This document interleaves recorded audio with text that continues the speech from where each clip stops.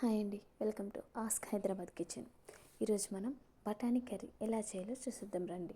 ఈ బఠానీ కర్రీని చపాతీలోకైనా రైస్లోకైనా చాలా చాలా బాగుంటుంది.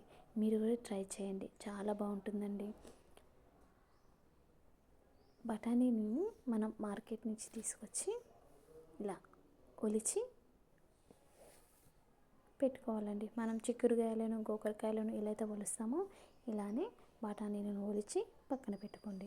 ఒక కడాయి తీసుకొని అందులో 100 గ్రాముల నెయ్యి తీసుకొని 1 టేబుల్ స్పూన్ జీలకర్ర, 2-3 కట్ చేసి పెట్టుకున్న పచ్చిమిర్చి, కట్ చేసి పెట్టుకున్న ఉల్లిపాయ ముక్కలు వేసి ఇవి గోధుమ రంగు అంటే లేత గోధుమ రంగులోకి వచ్చేదాకా వేయించుకోండి. ఇలా వేగాక ఇందులో 1 టేబుల్ స్పూన్ అల్లం వెల్లుల్లి పేస్ట్ వేసి అంతా ఒకసారి కలుపుకోండి. ఇందులోనే 1/2 టేబుల్ స్పూన్ పసుపు వేసి కలుపుకొని మనం గిల్లి పెట్టుకున్నటువంటి బఠానీ గింజలు వేసి అంతా ఒకసారి కలుపుకొని మూత పెట్టుకొని ఉడికించుకోండి. ఇందులోనే 2-3 కట్ చేసి పెట్టుకున్న టమాటాలను మిక్సీలో వేసి ఈ ప్యూరీని ఇందులో కలపాలి.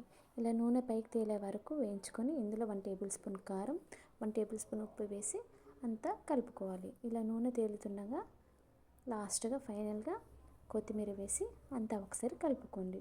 మీకు నచ్చినట్లయితే మసాలాలు ధనియాల పొడి అయినా కానీ గరం మసాలా కూడా వేసి అంతా ఒకసారి కలుపుకోండి. నేనైతే వేసానండి, నాకు అలానే ఇష్టం. ఇది వేడి వేడి చపాతీలోకైనా అన్నంలోకైనా చాలా చాలా బాగుంటుంది. Thank you for watching. Please subscribe.